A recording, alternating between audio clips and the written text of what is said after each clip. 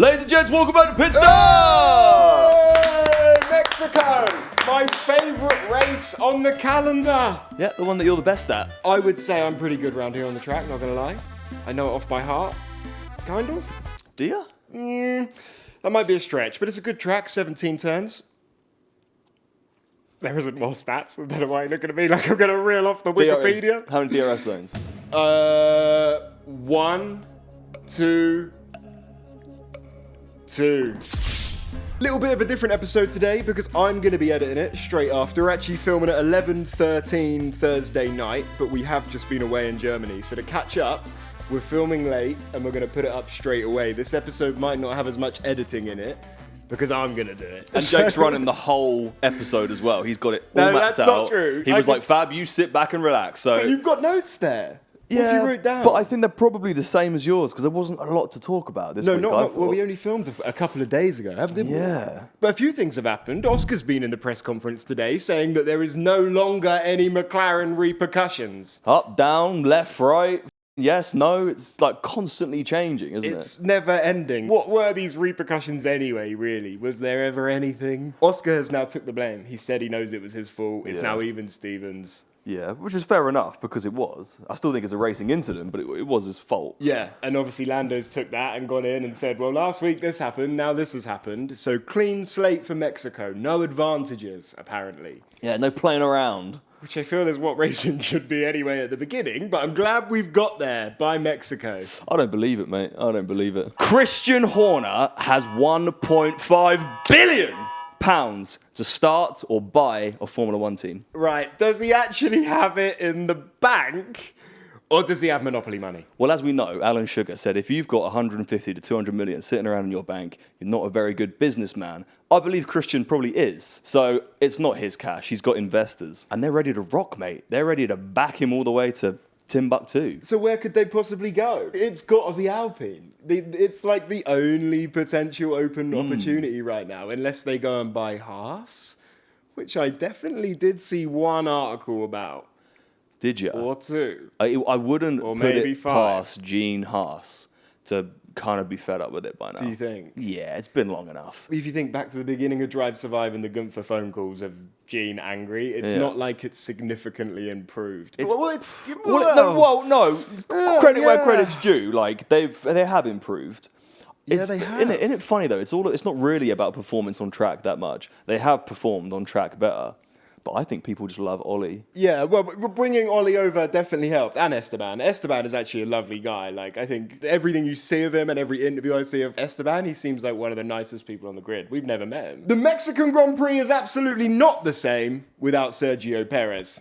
Yeah, that is a big statement. Everyone is going to be missing him this weekend. Mm-hmm. Next year, he'll be returning with Cadillac. Well, he's returning before that for testing. He is. But he's not going to be driving a Cadillac. Oh! What's he driving? A Ferrari.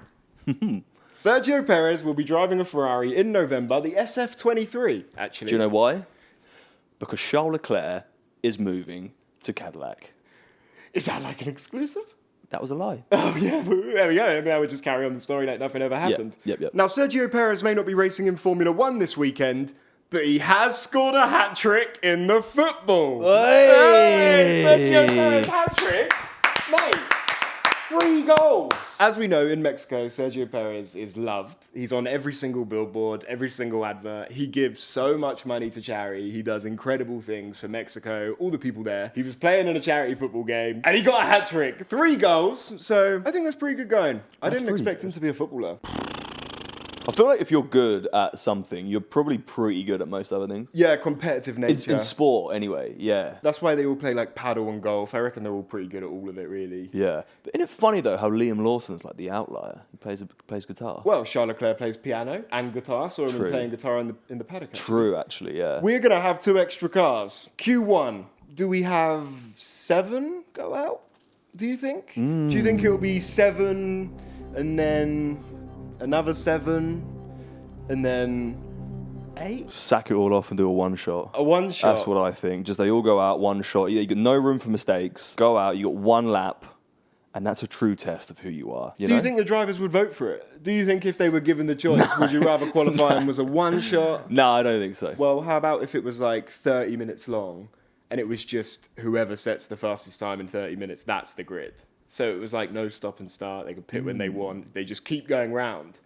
Go out on track when they want. You allow teammates to give each other a slipstream. That would make it interesting. Yeah, I mean, any time that we talk about this kind of stuff, I just think, if you and me are talking about this now, I'm sure it's been spoken about before. Maybe. Because I don't think we're breaking any ground. Like, I think we're living in 2050, mate. The Mario Kart with the loop-de-loops, I'm totally down with that. All right, well, I tell you what, I'm going to bring you forward now to potentially what might be my favourite moment of pit stop ever happened on the show ever. Enlighten me, and don't tell them about that story in Barcelona because that's a secret. No one knows about that. This is groundbreaking, and this one is like seriously special to me. I could cry. Okay, this is actually serious. You've started crying already. Oh God, right. The waterworks. This is some serious breaking news. Wait, is this sad or is it like this emotional? is unbelievable, mate. Every single person watching right now is going to feel the excitement. Something to do with us? At the Brazilian Grand Prix, McDonald's are coming to Formula One. It is official. They are sponsoring Red Bull. McDonald's are actually coming to the Formula One. What? Yes. For one race? Mate, it's a 7-week deal for the whole of the Brazilian Grand Prix, the test car, everything. There is going to be an M on the front of the Red Bull Halo. Ba-da-ba-ba-ba. And cheers to that. Yeah, I love it. Oh, I see why you ordered now. For that one clip. Oh, and he's got the nuggets as well. Whoa, what are they? What on earth are they? Have I just promoted McDonald's and then been sent some mouldy nuggets? Oh, yeah. Oh, let me have a little sniff of that. Oh, no, they're black pepper and garlic. They're new. They're like new nuggets. Oh, my God. They're Southern fried. Right, this is crazy. That's why I said the flat smells like Doner kebab. Right. I got my teeth in. This actually isn't an advert for McDonald's, by the way. I was really excited they're on, but that is a new nugget, and I am Mr. Nugget. Not bad. Tastes like a chicken select. They're genius, really, aren't they? Because they've basically taken the chicken select flavouring and batter, they've put it around a pre-existing nugget, and they've, marketed it as a new item on the menu for a limited period of time, when really all they're doing is using the same ingredients. It's genius.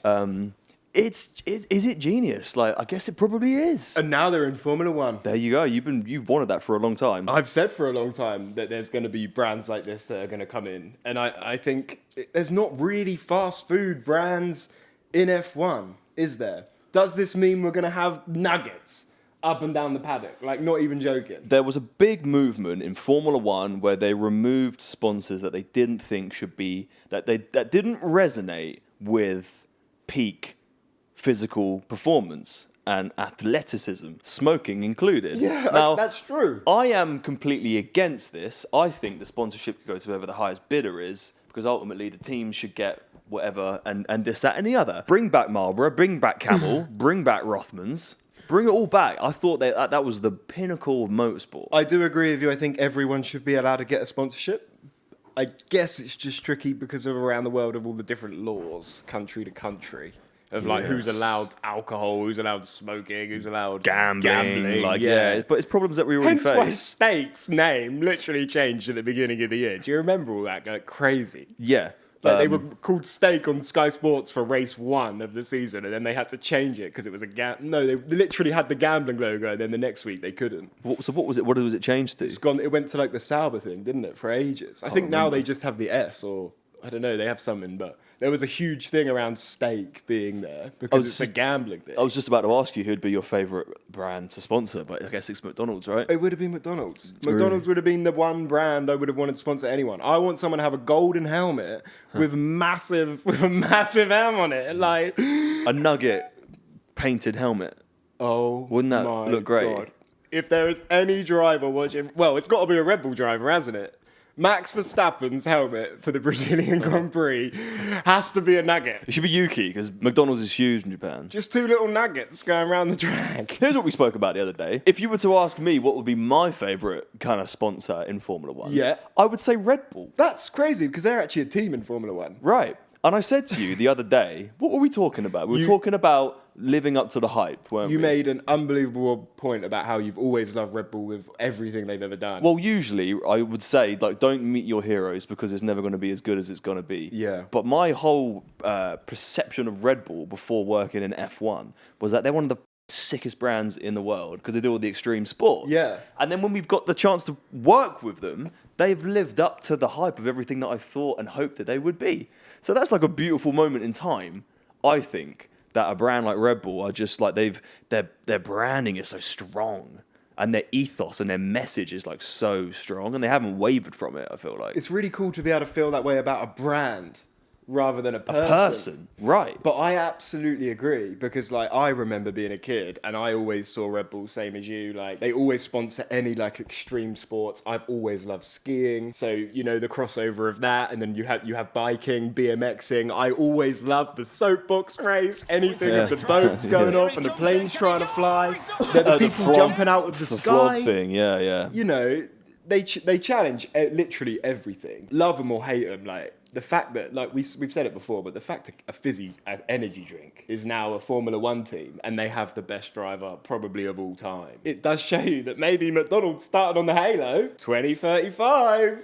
McDonald's team, all the pit crew in big white faces with big Ronald red McDonald, makeup. team principal, red all nose. all the pit crew dressed up as chips. George Russell has slated Formula One, quote, saying it is merely a race to turn one. I saw this, and it's interesting to hear it from a driver, isn't it? I think it's good. I think the easiest way and the quickest way for this sport to change anything will be for the people actually racing to give their opinions as much as possible, whether that's public or not. He says, right now, it's a race to turn one. There's no tyre degradation. There's only 3/10 between the quickest and slowest car. I don't even remember the last two-stop race we had. Well, I would say, for a start, that George Russell doesn't care about the racing and that he probably shouldn't be working in Formula One because I remember the last time they had a two-stop. So he has no wheel knowledge at all. What a silly Billy.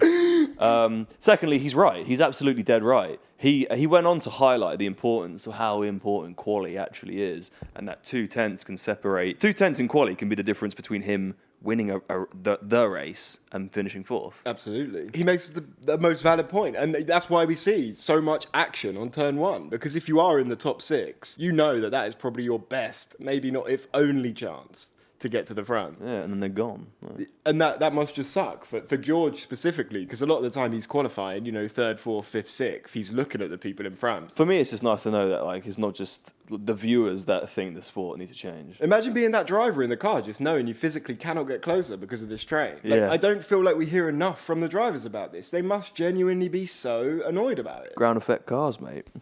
I've been saying that for the last 3 weeks. I don't really know what it means. But Well, if you keep saying it, we might figure it out. Using the words. I've got something else for you. Okay. The results are in, and the numbers have been counted, and we can confirm that 2 teams breached the cost cap last year. Oh my god, this is great. Right, we got to go. Yeah, what was it before? It was 3 the year before, wasn't it? Or something like that. I don't remember. Well, that 2 teams is pretty good going. We got to guess who it is. If anyone remembers correctly, that Red Bull breached it back in 2021. The cost cap then was $135 million. They went over by 1.6%, and they were fined $7 million, which I don't think Red Bull would really care about, but they did lose 10% of their wind tunnel time, which is the thing that the teams would not like. Yeah. And it looks like, because it's been delayed, and they have to calculate it at the end of the year, it takes ages, so they're only figuring out last year's, and Aston Martin have breached. Are we gonna? Is it Aston for sure? Is it definitely 100% Let's Aston go! Martin, yeah. Why not? Why not? Lawrence has got all the money in the world. And I could bet your bottom dollar that I know why. Because he doesn't care about the fine, and they're trying to progress as quick as possible. Yeah, fair enough. And also because Lance doesn't really give a I've seen like multiple videos of this year, yeah, where Lance has crashed out of the race, and his race engineer has told him a million times, Lance, please put the car into P0. Like, whatever it means, please put it into P0. And he never does it. And I think it ruins the car. Like, when he turns the car off, it needs to be in this certain setting. And Really? he's just ignoring him the whole time. He does not give a damn. Oh, I reckon it's just tough for him this year. Maybe he knows next year's going to be really excited, and this year he's just having a bit of fun. I think he knows next year that he's Gonski. I don't think Lance ever goes anywhere. I do. I think, like, I do. I definitely do. They haven't bought Adrian Newey in for anyone else other than his son. He's gone and got I him don't the know best, about that. the best designer in the world. I don't know about that. I don't know if it was for Lance. I just think it The was whole for the team greater is for good of Lance. the team. The whole team is for Lance. Nah, you can't do that for Lance. And I think you would have known that. If you had a prodigy son like Max, and you'd do it, but like Lance was unbelievable in the junior categories. He looked very good. It was when he got to F1, he wasn't. I obviously and didn't how watch long has he then. been in F1 for? Quite a long time. Very long time. It's a long time.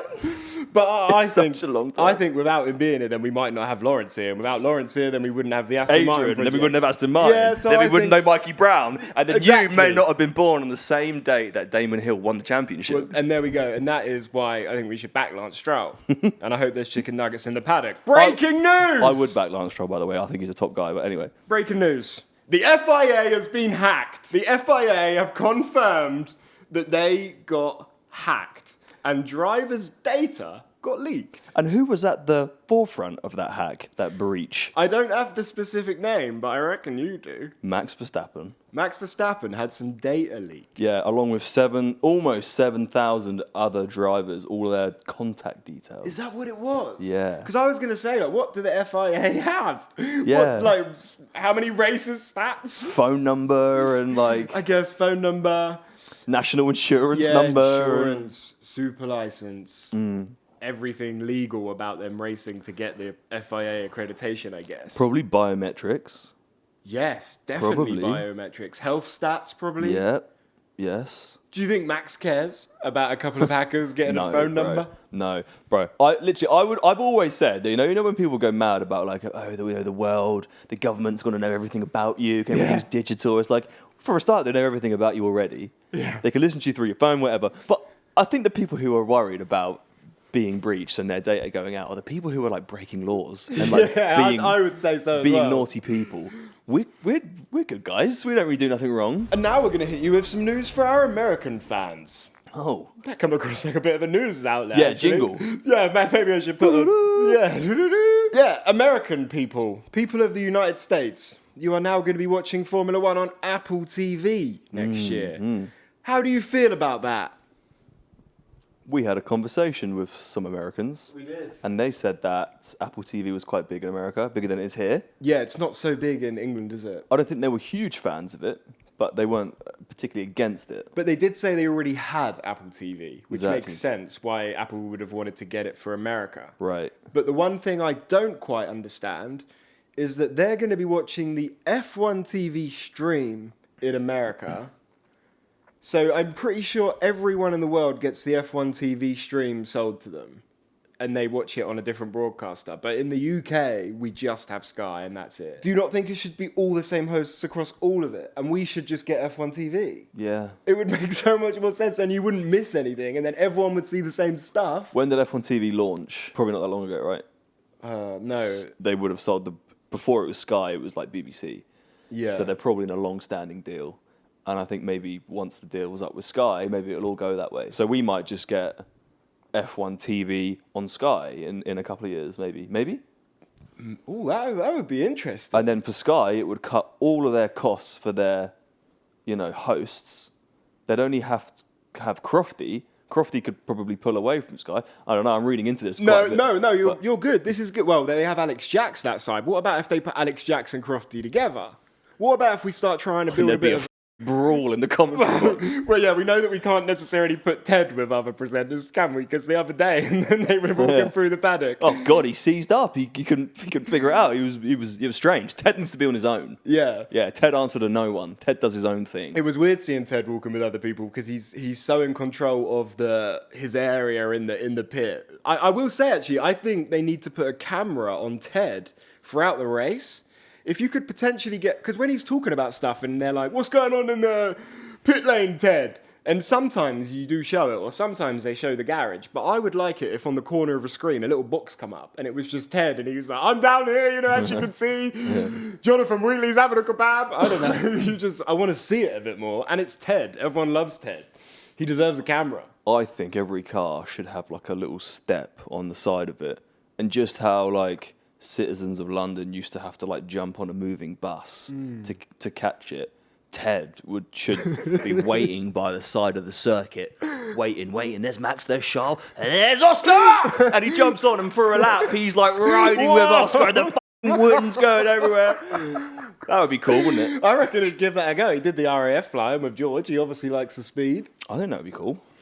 It doesn't even cross health and safety to me. I think it sounds fine. Big weekend for Arvid Lindblad. He's going to be driving an FP1 for Mexico for V-Carb. Clap it. Yeah, we have to clap it. I do think that Arvid Lindblad will be the next V-Carb driver, replacing Isaac Hadjar as Hadjar goes to Red Bull, but we'll quickly jump past that. Predictions for the Mexican Grand Prix. Yeah. Right, now let's get these right. Let's actually get them right. Let's not mess this up. Right, Okay. Max is very good at the moment, so Max we have to consider that. Yeah, Max is bringing upgrades to Mexico, which is also allegedly not a very good track for McLaren. No. So not only did he beat them last race by a country mile, he's also going to beat them again this week because he's got an upgrade. His car suits the circuit. He loves Mexico. Max Verstappen's coming first. Max is first? Are you going Max first? All right, I can go clap. Well, I thought we were going to go more statistically into that and talk about the reasoning because Ferrari won here last year. Carlos Sainz won here last year. Ferrari, when they won here last year, they'd won 2 races in a row. They've started to look like they're getting a bit quicker this year. Is it about the time of the year? Like Ferrari, maybe?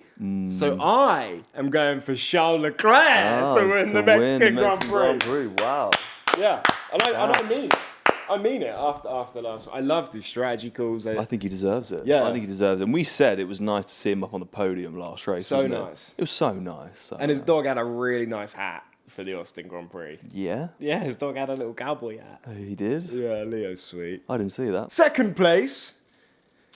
I'm going to go for Max Verstappen in second because, yeah, he has been absolutely on fire. And even if that car's terrible, he'll get something out of it. Yeah. Second place, Oscar. Pie rules, whatever. Yeah. Third Third place, Oscar for me. I think they owe him one. It's Oscar's week, is it? Yeah. Nice. Yeah. Third, Lando. Third, yeah, I'll stick Lando there. Yeah? Yeah. Max, Piastri, Lando. Pretty generic. I think Generic podium. same 3 every week, really. Maybe I'll do a wild card. Maybe I'll stick like a Pierre Gasly up there, I think. Yeah? Yeah, maybe stick Pierre in like 8th, 9th.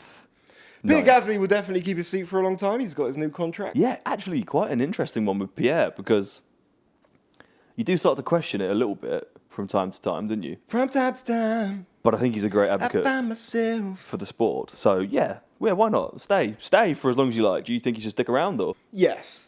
Yeah, I do, because the Alpine is clearly terrible, isn't it? Like, come on, like if you got the driver standards, the F1 website, Alpine have 2 drivers with 0 points, Yeah. Colapinto and Doohan, and then Gasly's just a bit above. But Yeah.